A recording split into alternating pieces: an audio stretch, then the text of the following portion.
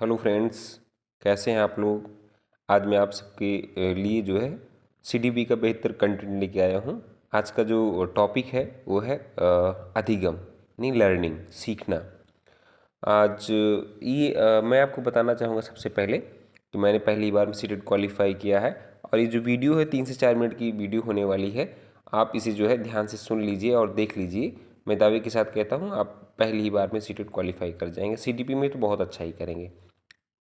अब इससे learning learning है क्या। अनुभव द्वारा व्यवहार में अपेक्षाकृत अस्थायी परिवर्तन को क्या कहते हैं, अधिगम कहते हैं। ठीक है, हम आप मेन पॉइंट पे आते हैं। Learning style. लर्निंग स्टाइल कई टाइप्स की होती है, खास करके इन्हें 4 तरीके का माना जाता है। जैसे विजुअल लर्निंग मतलब कि देख करके पढ़ना। और दूसरा क्या है, ऑडियोटरी लर्निंग यानी सुन करके सीखना। और तीसरा क्या है, लर्निंग बाय डूइंग या काइनेस्थेटिक लर्निंग, अर्थात और लर्निंग बाय डूइंग करके सीखना। और फोर्थ क्या है, रीडिंग एंड राइटिंग लर्निंग। ठीक, चार चार तरह की जो है लर्निंग होती है।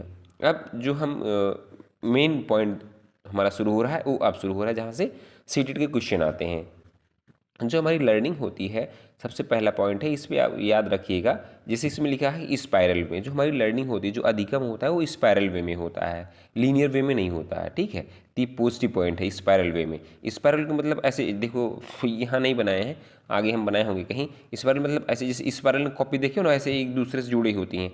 आगे वाली जो होती है सर्कल जो होता है वो जुड़ा होता है। क्यों, मतलब अपने पिछले अनुभव पर ही हम नया जो सीखते हैं वो पिछले अनुभव पर ही हम नया आगे सीखते चले जाते हैं, जो कि एक जटिल प्रक्रिया है। ये भी पूछता है कि अधिगम या लर्निंग कैसी प्रक्रिया है, तो एक जटिल प्रक्रिया, कॉम्प्लेक्स है। ठीक है, अधिगम में गलती होना स्वाभाविक है। ठीक है, ये पॉजिटिव बात है। अगर कोई बच्चा पढ़ रहा है, पढ़ना सीखना चाहता है, तो स्वाभाविक ही गलती करेगा। गलती करना जो है गलत बात नहीं है, ये स्वाभाविक नेचर है और ये अच्छा माना जाता है। मिस्टेक एंड एरर पॉजिटिव माना जाता है। बच्चा जब विद्यालय जाता है तो अपने साथ मिसकंसेप्शन भी ले जाता है। ठीक है, बच्चा जैसे अभी छोटा सा है, वो घर पे है, तो वहाँ उसकी मदर या फादर या फैमिली के और मेंबर्स बताते हैं कई तरीके से, उसके अंदर मतलब लॉजिकल नहीं होता है, उसको समझा दे तो बच्चा होता है। जैसे उसके पापा ने कह दिया कि बारिश हो रही है क्योंकि भगवान जी पानी उड़ेल रहे हैं, तो स्कूल जाएगा तो ये सारे मिसकंसेप्शन लेके जाता है। ऐसे कई तरीके के मिसकंसेप्शन लेके जाता है, तो वहाँ टीचर उनको सुनेगा और उन्हें वैल्यू देगा और फिर उसको समझाएगा कि नहीं बेटा ऐसे नहीं, ऐसे ऐसे होती है चीज़ें।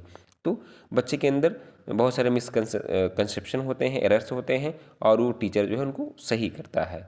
और ये निगेटिव बात नहीं है, ये अच्छी बातें हैं, ये बच्चे के अंदर होती हैं, स्वाभाविक है। साथ ही साथ आपको ये भी बता दें कि बच्चा जो होता है वो कोरा कागज़ नहीं होता, वो स्लेट नहीं होता, खाली स्लेट नहीं होता, वो कुछ ना कुछ अपने घर से और पर्यावरण से, जिस परिवेश से आता है वहाँ से सीख कर आता है।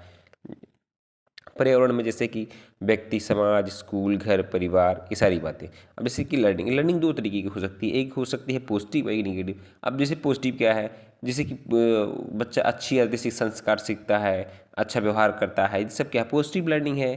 और वहीं पर गंदे व्यवहार करता है ना, तो क्या है, फिर वो निगेटिव लर्निंग है। जैसे जो बहुत सारे बच्चे होते हैं जो छोटी सी उम्र में बीड़ी पीने लगते हैं, तो क्या है, ये बैड लर्निंग है। कैसे सीख गए, कहीं ना कहीं सीख गए, तो ये भी तो सीखना ही तो हुआ, तो ये है बैड लर्निंग। यहाँ से प्रश्न नहीं आते हैं, प्रश्न आप कहीं से आता है स्पाइरल वे में, और क्या है, एक कॉम्प्लेक्स प्रोसेस है, और क्या है, मिसकंसेप्शन है, मिस्टेक एंड एरर, बच्चा कोरा सिलेक्ट नहीं होता है। इस बात को याद रखिएगा।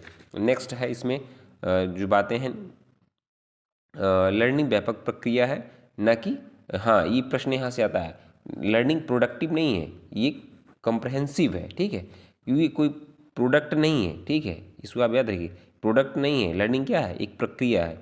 अब उसी इन्हीं बिंदुओं को मैंने एक जगह जो है मैप से जो है बता दिया है कि अधिगम क्या होता है। जैसे कि सोशल प्रोसेस है, और इसमें बच्चा एक्टिव होना चाहिए, एक्टिवनेस होना चाहिए, कंटिन्यूअस प्रोसेस है, मेंटल प्रोसेस है, इंडिविजुअलिस्टिक है, व्यक्तिगत, बच्चा व्यक्तिगत सीखता है ना। और और क्या है, और बहुत सारी अब लर्निंग, और साथ साथ में अनलर्निंग भी दिया रहता है। जैसे हम व्यवहार में बच्चा सीख जाता है, कुछ नहीं सीखना चाहता फिर भी सीख जाता है ऑटोमेटिक देख कर, कैसे कॉम्प्रहेंसिव नेचर, ऐसे करके ढेर सारी चीज़ें मैंने लिखा है। आपको हमने जो बताया है वही सब कुछ लगभग चीज़ें हैं।